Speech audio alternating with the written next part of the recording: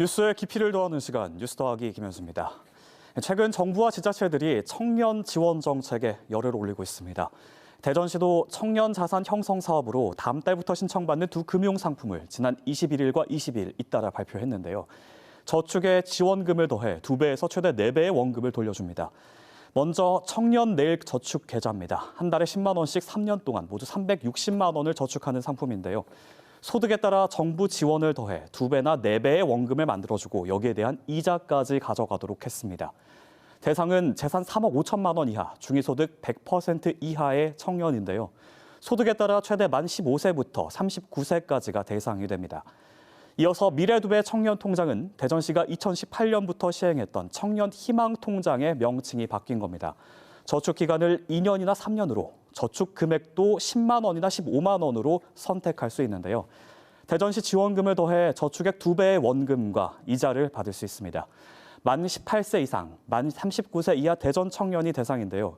중위소득 140% 이하로 1,300명을 선발합니다. 이 두 상품은 중복 가입이 불가능하고요. 또 다른 정부 지원 자산 형성 사업에 참여하고 있다면 가입할 수 없습니다. 그런데 이런 청년 정책들 한 발짝 떨어져서 살펴보면 청년들은 지금의 청년 정책에 얼마나 깊이 공감하고 있을까요? 얼마 전 이 시간 1,000원의 아침밥 소식과 함께 전해드렸죠.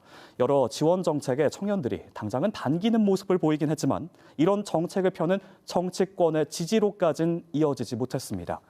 대전시의 청년 자산 지원 사업은 어떨까요? 한 청년은 청년들이 원하는 건 안정적인 일자리지 돈이 아니다. 이렇게 지적하기도 했는데요. 오늘 오전 저와 통화했던 대전시 관계자조차도 이 사업의 효과에 확신이 없어 보였습니다. 이거 통해서 기대하시는 효과는 어떤가요? 효과는 청년들이 딱딱히 없긴 한데 청년들이 저축에 대해서 조금 관심 갖도록 유도하지 않을까 하는 생각이 듭니다. 이건 제가 생각하는 효과고요. 딱히 효과는 청년들이 자기 자산 같은 걸 확보해갖고서 목돈 마련할 수 있도록.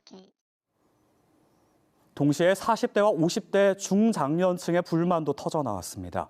청년과 노년층은 지원하지만 정작 비용이 많이 들어가는 중장년층 지원이 없다.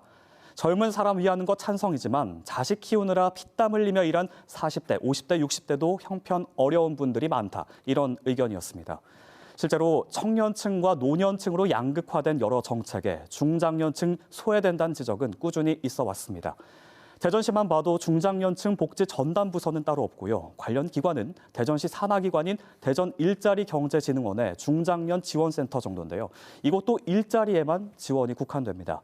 전문가들은 결혼과 저출산, 주거와 일자리 안정 등 지원 정책이 가장 필요한 시기가 중청년층이고 사회적으로 비교적 안정된 40대, 50대가 이런 현실을 어느 정도는 이해해야 한다는 의견인데요.